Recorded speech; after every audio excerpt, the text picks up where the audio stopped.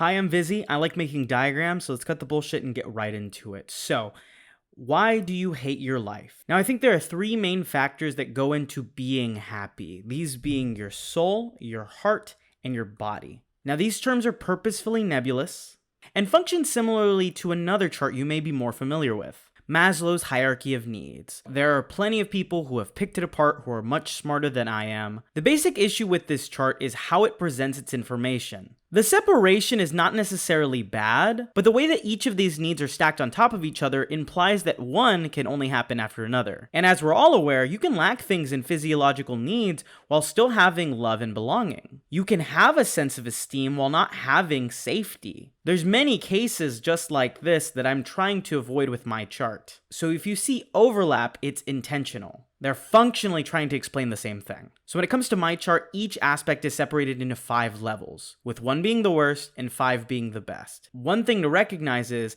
you can reach level 4, but go back to level 1 depending on circumstance. So these levels are flexible and can change very drastically. I'll talk about a handful of parts of each aspect to explain what they generally are there for. First, we start with soul. The soul has a lot to do with how we spend our time and how we do things. So the ikigai, or the reason for being. What do you do for work? What do you love doing? Your hobbies. What do you spend time on that isn't purely work related? The spiritual side of things. Now you may think this means being religious, and it doesn't. Understanding oneself is an important aspect of being spiritual, and one doesn't need religion for this. And some can use religion to find it, but it's not necessary. Leisure. How do you spend your relaxing moments? Now this has a little bit of overlap with hobbies, but it's those times of relaxation and leisure that give you the energy to do the things you want to do. If you're constantly working over and over and over again on a project, you're going to burn yourself out. Spending time in nature, connecting to the world around you, understanding how you fit into the grand scheme of life, and setting goals. When you set reasonable, timely goals for yourself, you'll find that you can achieve things much easier.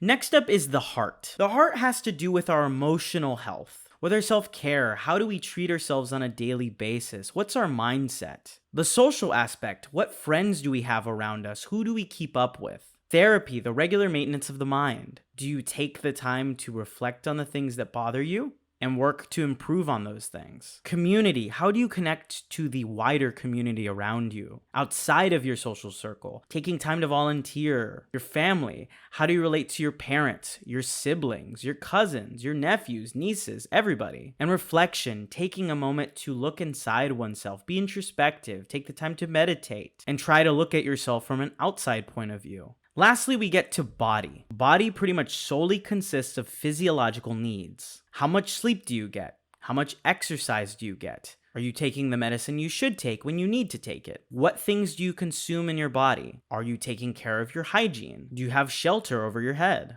And last on the right is moderation. This is not necessarily abstaining from any type of drug, alcohol, or anything else that could be harmful to the body, but it's knowing that you are able to, but that it does not consume you. You have to be able to moderate the consumption of those things, because you're going to find without that moderation, it will end up just harming you. With that basic explanation of each of the types, the other thing to keep in mind is that they all affect one another. For example, let's say you want to be in a romantic relationship. So you want to boost the heart from whatever point it's at. But let's also say that you lack basic hygiene and don't take care of your body. Without addressing the body, the heart can't move on.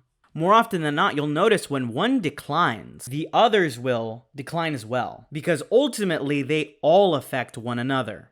The other important part to recognize about the graph itself is that the idea of having all level 5s in every single one is just not possible all the time and in every single situation. Because the reality is, sometimes life will feel more like this, or like this, or even like this. So while yes, you should try to improve the situation that you're in to help you feel better, if your ultimate goal is to get to level 5, you're missing the entire point of this whole thing. The point is to improve on what you got in the situation that you're in, and to make steady improvements on each one of these aspects, so that ultimately we're not aiming for the best life, we're aiming for our best life.